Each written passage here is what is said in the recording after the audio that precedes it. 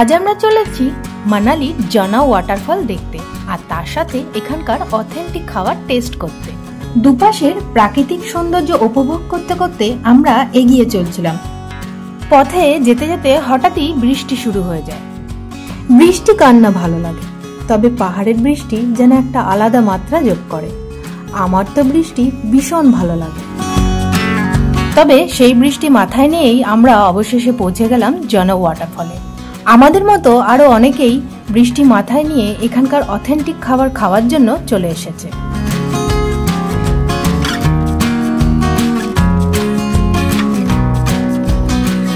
এই যে দেখতে পাচ্ছেন, এটাই হলো জনা ওয়াটারফল।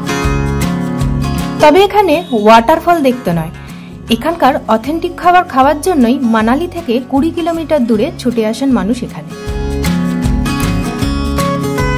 একে তো পাহাড়ি পরিবেশ, তার উপরে বৃষ্টি, যেন পরিবেশের রূপটাই পুরো বদলে দিয়েছে। এখানে খুব বেশি দোকান নেই, মাত্র গুটি কয়েক দোকানই চোখে পড়ছে।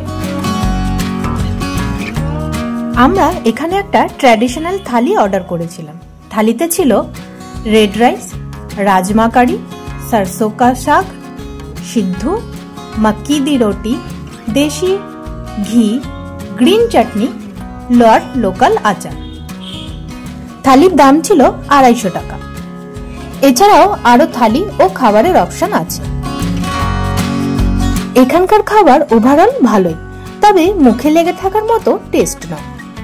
সিদ্ধ হিমাচলের একটা প্রসিদ্ধ খাবার, এখানকার লোকাল ডিশ। এটি মূলত আটা দিয়েই তৈরি হয়, তবে এর ভেতরে যে পুর থাকে সেটি মূলত বিভিন্ন ড্রাই ফ্রুটস দিয়ে তৈরি করা হয়।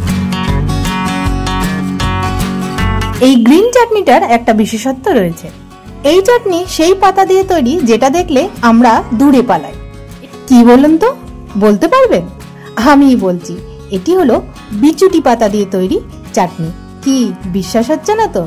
হ্যাঁ, সত্যি এটা বিচুটি পাতা দিয়েই তৈরি। কি ভাবছেন এটা খেলে গলা ও মুখ চুলকাবে? কিন্তু বিশ্বাস করুন, বিন্দু মাত্র গলা ও মুখ চুলকানি। এই যে আমি খাচ্ছি, একটুও চুলকোচ্ছে না। আপনি যদি বেশি পরিমাণেও খান তবুও চুলকোবে না।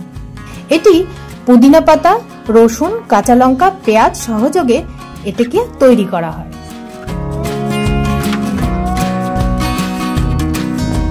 মানালিতে ঘুরতে এলে এই জনা ফলসে অবশ্যই কিছুটা সময় কাটিয়ে যাবেন। আর হ্যাঁ, বিচুটি পাতার চাটনি খেতে ভুলবেন না কিন্তু।